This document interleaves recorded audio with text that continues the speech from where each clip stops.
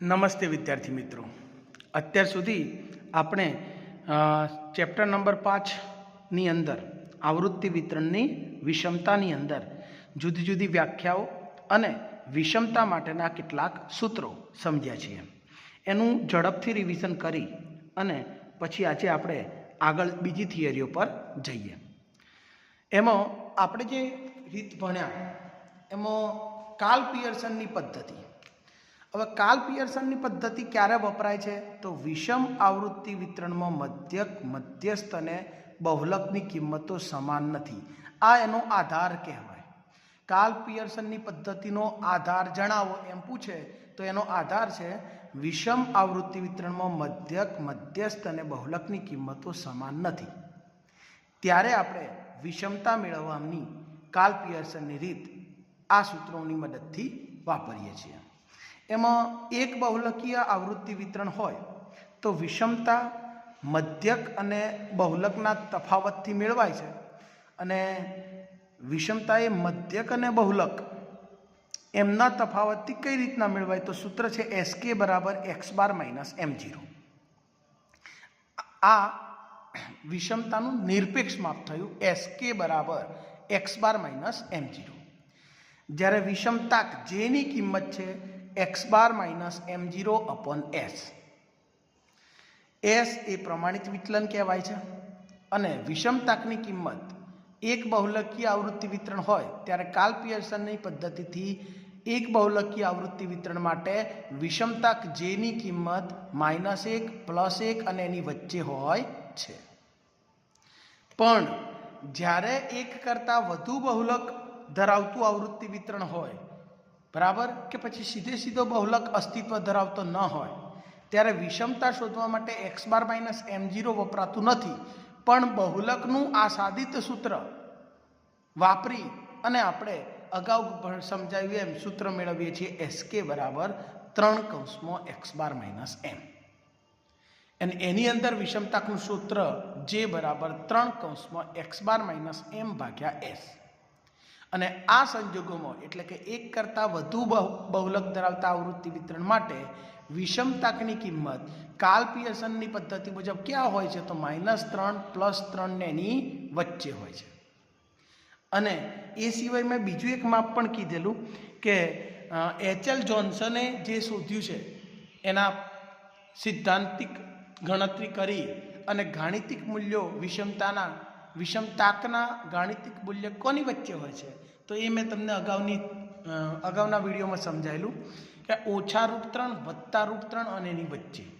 Okay, તો વિષમતાકના કિંમત -1 થી +1 અથવા -3 થી +3 અથવા -√3 થી +√3 આ ત્રણ રીતે કાર્લ પિયર્સનમાં આપણે યાદ રાખવાનું. હવે બાઉલીની પદ્ધતિ આ પણ મેં તમને પહેલાં સમજાવી દીધેલું છે. બાઉલીની પદ્ધતિ જે છે એમાં વિષમ આવૃત્તિ વિતરણમાં અંતિમ ચતુર્થકો એ મધ્યસ્થી સરખા અંતરે આવેલ નથી. આ એનો આધાર છે. બાઉલીની પદ્ધતિનો આધાર શું? તો વિષમ આવૃત્તિ વિતરણ જે હશે એમાં અંતિમ ચતુર્થકો એટલે Q1 અને Q3 એ મધ્યસ્થ m થી સરખા અંતરે નથી. એ એનો આધાર છે. અને આવૃત્તિ વિતરણના જે ચતુર્થકો છે એ Q1 અને Q3ના મધ્યસ્થથી મેળવેલા અંતરો એટલે કે m-Q1 અને Q3 - m એનો ઉપયોગ કરી અને આપણે વિષમતા મેળવીએ છીએ. તો કઈ રીતે? તો SK બરાબર Q3 - m માંથી m-Q1 બાદ કરીએ છીએ એટલે આ માઇનસ અંદર જશે તો -m અને +Q1 થયા એટલે Q3 + Q1 - 2m. ઓકે, તો અહીંયા ઇમ્પ્લાઇઝ કર્યું છે પણ એ ખરેખર શાનું સૂત્ર છે? તો SK બરાબર આ સૂત્ર બની ગયું SKનું કે Q3 + Q1 - 2m. એની અંદર વિષમતાક એ સાપેક્ષ માપ છે અને એટલે એને પ્રસારના કોઈક યોગ્ય માપ વડે કે યોગ્ય સરેરાશ વડે ભાગીએ છીએ. તો આપણે આ જે અંતરો લીધા Q3 - m અને m-Q1 એનો ઉપયોગ કરીને આપણે વિષમતાક મેળવીએ તો Q3 - m - m-Q1 એટલે વિષમતાને Q3 માઇનસ એમ વત્તા એમ ઓછા Q1 વડે ભાગીએ તો જે સૂત્ર મળે એ બાવલીની પદ્ધતિથી વિષમતાક એનું સૂત્ર થયું. અને એમાં વિષમતાકની કિંમત હંમેશા -1 અને +1ની વચ્ચે હોય છે. એ સૂત્રને આપણે આગળ નેક્સ્ટ સ્ટેપમાં જોઈએ તો એ આ રીતના બનશે કે Q3 માઇનસ એમ ઓછા એમ માઇનસ Q1 હતું, એમાં માઇનસ અંદર આવ્યો તો ઓછા એમ ને ઓછા એમ એટલે ઓછા 2 વખત એમ થયા, અને આ માઇનસ માઇનસ પ્લસ Q1 થયો તો Q3 plus Q1 minus 2m. જ્યારે છેદમાં આ માઇનસ એમ અને આ પ્લસ એમ કેન્સલ થયો એટલે Q3 માઇનસ Q1. આ રીતે બાવલીની પદ્ધતિથી વિષમતાકનું સૂત્ર મળ્યું. તો હવે નેક્સ્ટ જે આપણે જોવા જઈ રહ્યા છીએ એ ચેપ્ટરના દાખલાઓ ગણવા માટે મુખ્ય કેટલા સૂત્રો છે તે બધા સૂત્રો અત્યારે આપણે જોઈ લઈએ. કે કાર્લ પિયર્સનની રીત આપી હોય તો વિષમતા x બાર માઇનસ m0, પણ બહુલક સ્પષ્ટ ન હોય તો વિષમતા 3 વખત x બાર માઇનસ m. બાવલીની રીતે વિષમતા શોધવાનું સૂત્ર SK Q3 વત્તા Q1 ઓછા 2m.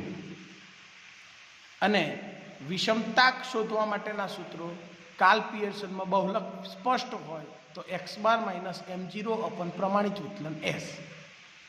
પણ બહુલક સ્પષ્ટ ન હોય તો આસાદિત સૂત્રનો ઉપયોગ કરીને આપણે શરૂ કરીએ તો એ 3 કૌંસમાં x બાર માઇનસ m ભાગ્યા s, એટલે આ -3 +3ની વચ્ચે જે આવે. જ્યારે બાવલીની રીતમાં વિષમતાકની કિંમત તો Q3 માઇનસ m અને m માઇનસ Q1નો તફાવત ઉપર નીચે સરવાળો, હમણાં જ સૂત્ર જોયું એનું, Q3 plus Q1 minus 2m છેદમાં Q3 માઇનસ Q1. તો આમાં યાદ રાખવાની રીતમાં એટલું જ કે SK જે કંઈ પણ મળે છે આપણે બાવલીની રીતમાં SK જે મળે એને ત્રીજા ચતુર્થકમાંથી પહેલો ચતુર્થક બાદ કરી અને જવાબ મેળવી શકાય. ઓકે, તો અહીંયા આપણે જુદા જુદા સૂત્રો થઈ ગયા.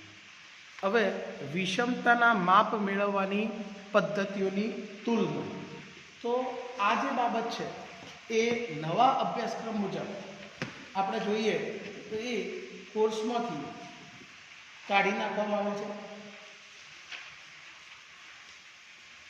એટલે વિષમતાક મેળવવાની બંને પદ્ધતિઓની તુલના એ કોર્સમાંથી કાઢી નાખવામાં આવેલ છે, તમે જોઈ શકો. એટલે એ થિયરી પૂછાવાની નથી.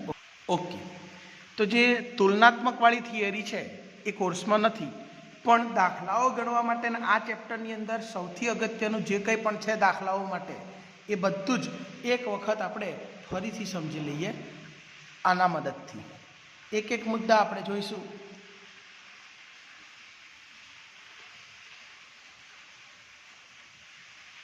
ચલો, વિષમતાક શોધવો તે કહેવામાં ન આવ્યું હોય, કઈ પદ્ધતિથી વિષમતાક શોધવો તે કહેવામાં ના આવ્યું હોય દાખલાઓની અંદર, તો આપણે કાર્લ પિયર્સનની પદ્ધતિથી જ વિષમતાક શોધવાનો રહેશે. બરાબર. પછી જો આપેલ આવૃત્તિ વિતરણ ખુલ્લા છેડાવાળું હોય એટલે આપણને મધ્યક નહીં મળે, પ્રમાણિત વિચલન નહીં મળે, અને એટલે કાર્લ પિયર્સનની રીત વાપરી શકાશે નહીં. તો પછી આપણે બાવલીની રીતે દાખલો ગણવાનો. ઓકે, તો ક્યારે કઈ મેથડ વપરાય એ આપણે આ મેથડ અહીંયા સમજાવું છું. ત્રીજું કે આવૃત્તિ વિતરણ માટે બહુલક અવ્યાખ્યાયિત હોય. બરાબર. તો એ કયા કયા સંજોગોમાં બહુલક અવ્યાખ્યાયિત હોય, તો એ બધા જ હું એમ કહીને છૂટી જાઉં કે બહુલક અવ્યાખ્યાયિત હોય તો તમારે આસાદિત સૂત્રવાળું વાપરવાનું, પણ તમને ખબર તો પડવી જોઈએ કે બહુલક ક્યારે અવ્યાખ્યાયિત છે. તો એ બધા મુદ્દાઓ અહીંયા દર્શાવ્યા છે કે આવૃત્તિ વિતરણ અનિયમિત વર્ગ લંબાઈવાળું હોય એટલે આપણે 5 થી 10, 10 થી 15 એ નિયમિત વર્ગ લંબાઈ થાય, પણ હું 5 થી 10, 10 થી 20, 20 થી 40 આ રીતના વર્ગો આપું તો એ અનિયમિત વર્ગ લંબાઈવાળું આવૃત્તિ વિતરણ, તો એની અંદર બહુલક સીધી રીતે મળશે નહીં. તો બાવલીની રીત વાપરવાની. પછી આવૃત્તિ વિતરણ મિશ્ર પ્રકારનું હોય. મિશ્ર પ્રકારનું એટલે તમે શરૂઆતમાં અવલોકનો આપેલા હોય 2, 3, 4, પછી વર્ગો આપ્યા હોય 5 થી 10, 10 થી 15, 15 થી 20. તો આ મિશ્ર પ્રકારનું થયું. એ અસતત આવૃત્તિ વિતરણ પણ થયું અને સતત આવૃત્તિ વિતરણ પણ થયું. બંને ભેગું કરીને આપ્યું છે. એટલે માત્ર અવલોકનો પણ ખરા અને કેટલાક વર્ગો એ ખરા. આવું મિશ્ર પ્રકારનું આવૃત્તિ વિતરણ હોય તો પણ આપણે બાવલીની રીતે આગળ વધીશું. પછી આવૃત્તિ વિતરણમાં 2 કે તેથી વધારે વર્ગાંતરોનો મહત્તમ આવૃત્તિ હોય. એટલે વર્ગ અને આવૃત્તિ આપી હોય પણ મહત્તમ આવૃત્તિ માની લો કે 15 છે તો એ પહેલા વર્ગ માટે પણ 15 છે અને 10મા વર્ગ માટે પણ 15 છે. એમ એક કરતાં વધુ વર્ગો માટે મહત્તમ આવૃત્તિ સરખી હોય તો એવા સમયે આપણે બહુલક એક બહુલકીય નથી એમ કહી શકાય. અને ત્યારે પણ આપણે કયું સૂત્ર વાપરવાનું? તો મધ્યસ્થવાળું, x બાર માઇનસ m વાળું. તો 3 કૌંસમાં x બાર માઇનસ m ભાગ્યા s. ઓકે. અને આની અંદર પણ બહુલક વ્યાખ્યાયિત ન હોય તો આ સાદિત સૂત્રથી કાર્લ પિયર્સનની રીતે આપણે ગણી શકીએ છીએ. બાવલી ગણો એ પણ ખરું અને કાર્લ પિયર્સનની રીત જ વાપરવી હોય, બહુલક અવ્યાખ્યાયિત હોય અને કાર્લ પિયર્સનની રીત વાપરવી હોય તો કયું સૂત્ર વપરાશે? તો 3 કૌંસમાં x બાર માઇનસ m ભાગ્યા s વાળું. ઓકે. 3 કૌંસમાં x બાર માઇનસ m ભાગ્યા s. પણ ખુલ્લા છેડાઓ આપેલા હોય તો ખુલ્લા છેડાવાળામાં x બાર જ નહીં મળે, s જ નહીં મળે. તો એવા સમયે ફરજિયાત આપણે બાવલીનો ઉપયોગ કરવો પડે. બરાબર. બાકી x બાર માઇનસ m ભાગ્યા s નું સૂત્ર આ વિકલ્પો માટે થશે. અનિયમિત વર્ગ લંબાઈ માટે મધ્યક શોધી શકાય, પ્રમાણિત વિચલન શોધી શકાય, મધ્યસ્થ પણ શોધી શકાય. બહુલક નહીં મળે. પછી આવૃત્તિ વિતરણ મિશ્ર પ્રકારનું હોય તો પણ x બાર અને s મળશે એટલે આ સૂત્ર વપરાશે. 2 કે વધારે વર્ગ લંબાઈમાં વર્ગાંતરોમાં મહત્તમ આવૃત્તિ હોય તો બહુલક એક કરતાં વધુ છે પણ મધ્યક અને પ્રમાણિત વિચલન મળશે એટલે કાર્લ પિયર્સનની રીત પણ વપરાય, બાવલી પણ વપરાશે. પણ જ્યારે ખુલ્લા છેડા આપ્યા હોય ત્યારે આપણે કાર્લ પિયર્સન વાપરી શકીશું નહીં. તો આ કેટલાક બાબત આપણે ધ્યાનમાં રાખવાની. હવે આપણે દાખલાઓ ઉપર જઈશું. અગાઉ આ બીજા જે ધ્યાનમાં રાખવાની બાબતો છે એ અગાઉના ચેપ્ટરમાં આવી ગયું છે એટલે આપણે એ અત્યારે સમજાવતા નથી. અગાઉના ચેપ્ટરમાં તમે બધું ભણીને આવ્યા છો પણ છતાંય દાખલા જ્યારે ગણીશું અને ત્યારે આ મુદ્દાઓ આવશે તો ફરીથી દાખલાની અંદર આ મુદ્દાઓની ચર્ચા કરીશું. તો આ ચેપ્ટરની હવે બધી જ થિયરી પૂર્ણ થઈ છે. થિયરી તમારે વ્યવસ્થિત ચોપડામાં લખી કાઢવાની છે અને પછી સ્વાધ્યાયના બધા દાખલાઓ આપણે ચોપડામાં લખવાના છે. દરેક મેથડના 1-1, 2-2, 3-3 દાખલાઓ હું વિડીયો બનાવીને તમને સમજાવતો રહીશ. અને જે દાખલાઓની અંદર તમે ઘેર સેલ્ફ પ્રેક્ટિસ કરો છો એ દાખલાઓ જો તમને ન આવડે તો તમે મને જણાવી શકો વોટ્સઅપ કરીને, તો હું તમને એ પણ વિડીયો બનાવી અને સમજાવી દઈશ. Thank you.